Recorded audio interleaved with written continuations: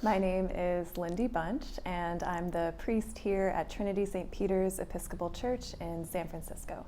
So when was the first time that you can remember the church debating you?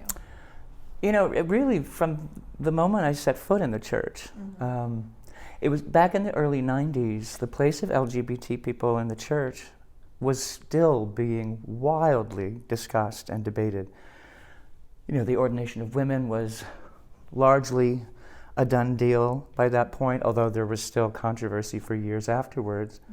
And the next topic turned to LGBT folk in the church. Now, that conversation had been going on since the 70s, but it was still going on when I arrived in the church in 91 or 92. I remember one of the first things I saw in the church was a pastoral study released by the House of Bishops. It was meant for congregations to discuss the place of queer folk in the church. And I was glad that the church was having the conversation.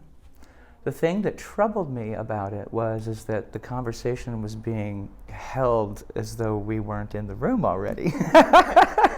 As if there weren't already queer folks in the church. As if there weren't already, you know? I mean, at that point, you know, everybody knew the great secrets, is that there were bishops in the House of Bishops who were gay. Everybody knew it, but nobody wanted to talk about it. Of course, there were clergy who were gay. We had come through, in the 80s and the early 90s, we had come through the Episcopal Church's ministering to a largely gay male population that were members of the parish.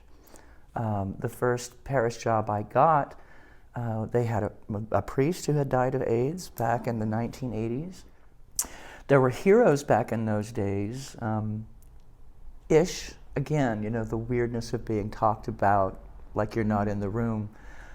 Most of our most vocal allies were straight folk who often said things on our behalf that we might not have said for ourselves, but they were fighting for us.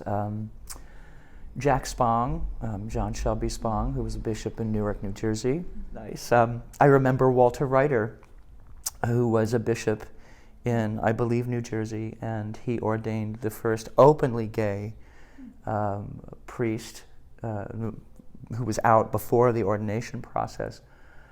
And he was brought up on presentment charges for it. He was called a heretic by conservatives in the church for daring to do such a thing.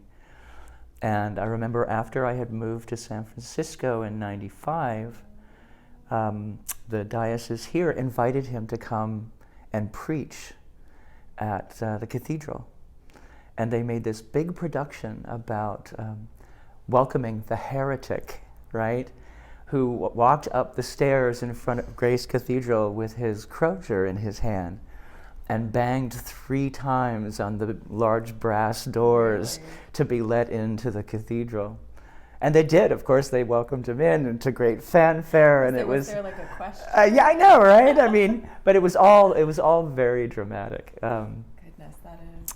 Yeah. We do love our dramatics in the church. We do. Yeah, we like the drama of it all. The conversation, it's a very different dialogue today. Now that it appears to be settled, right?